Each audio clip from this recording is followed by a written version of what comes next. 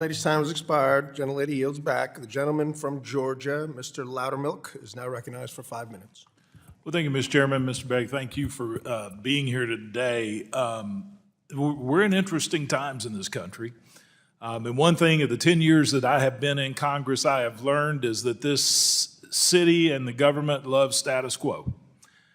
And part of the status quo is a lot of times turning your head to a problem or sticking your head in the sand and just ignoring it. But as over the Today, past Congressman Barry Loudermilk put the Department of Housing and Urban Development on the spot, grilling them about one thing that should keep every taxpayer up at night: fraud. If you think this is just another boring government hearing, think again. This is your money we're talking about. Loudermilk isn't new to this fight. For a decade, he's been sounding the alarm on government waste and fraud. Today, he went straight for the jugular, questioning HUD's top brass about what they're actually doing to stop bad actors from gaming the system. But as over the past 10 years, one of my priorities has been finding areas of waste and fraud within our government, and that has been a priority of this administration. That has upended the status quo, and it has a lot of people uncomfortable, but they should be. But one thing that I have learned is through my 10 years in Congress, we've uncovered a lot of areas of fraud and waste. But they still exist today because we're handcuffed by our own laws that we can't get rid of the perpetrators of the fraud and waste because they're protected. And that's why I have introduced again for the 6 years now, the Merit Act, which would reform our employment laws and policies in the federal government to allow for a reasonable time of termination of bad employees, not the current 24 to 48 months. And I just bring that up because regardless of what you find or what we find, unless we can get rid of those who are doing these. So, what's HUD's big plan? They've launched something called the DOGE Task Force.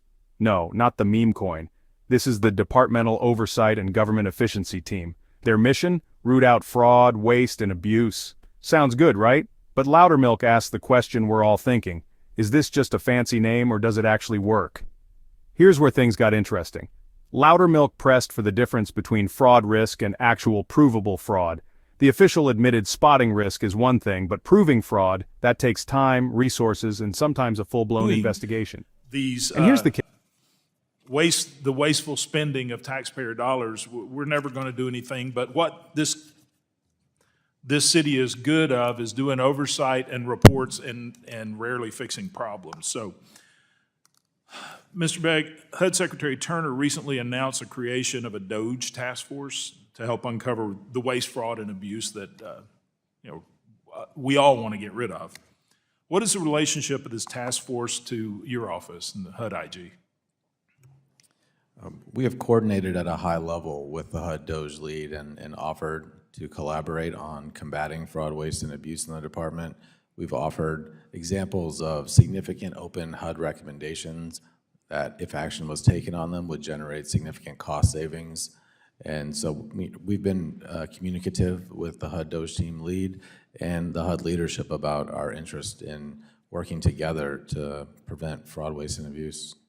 Thank you. Can you explain? And here's the kicker. HUD couldn't even give an estimate on how much fraud is out there. That's a big red flag. Plus, with HUD passing the buck down to local agencies, the door is wide open for things to slip through the cracks. So, what's the fix? The answer was surprisingly simple. Start with a whiteboard and ask, if I wanted to steal from this program, how would I do it? Identify the weak spots, test them, and close the loopholes. Thank you. Can you explain the difference between fraud and fraud risk? Well, fraud is something, potential fraud and fraud risk is something that can be identified in data, but verifying it and validating it and then adjudicating it in court requires a human effort beyond just a data exercise. So how severe is a fraud? The loopholes.